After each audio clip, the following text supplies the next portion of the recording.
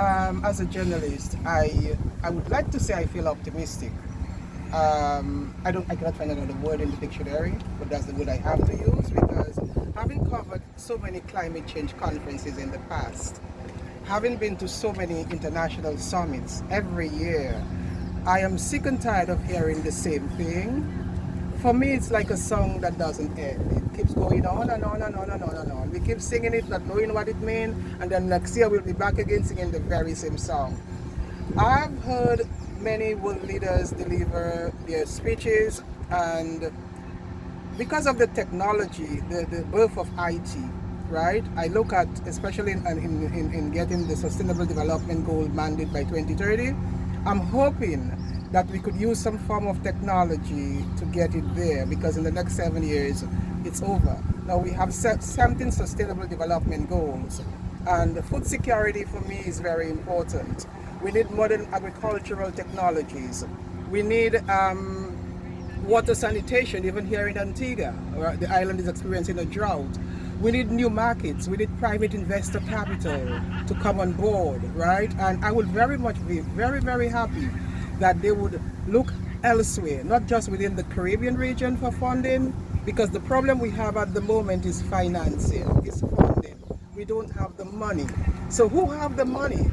Who controls the purse? Who have the purse control the strings, right? So let's go to other sources where there are agricultural technologies, where there are other basic methods of food importation and consumption. In the Caribbean at the moment, why should we be importing food? Jamaica, Barbados, Puerto Rico, they are all dependent on imported food at the moment, and this is the Caribbean, right?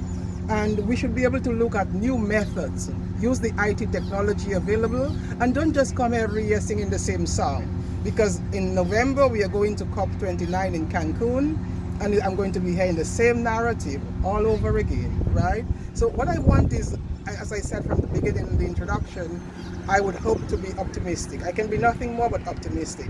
But optimistic now with a new slant, that I know that's where you want to go, right? And that's where you are going because there are other markets available. We have the EU, we have Israel, modern methods of technology. Politics make strange bedfellows. You know, we're not asking you for a vote at the UN. We're not asking you for anything.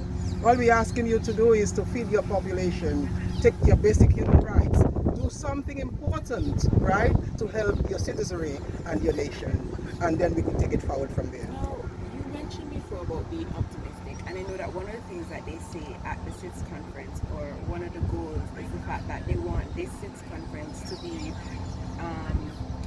different from all the others. So, from what you have seen, would you say that they're on the way to do that?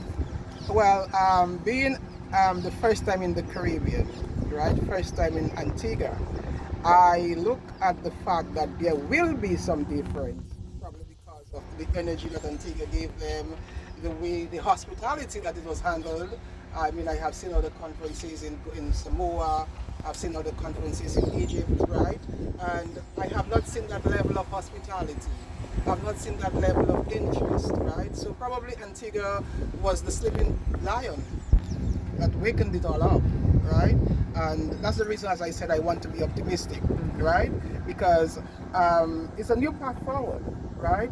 And the Caribbean, as I said, have always been neglected.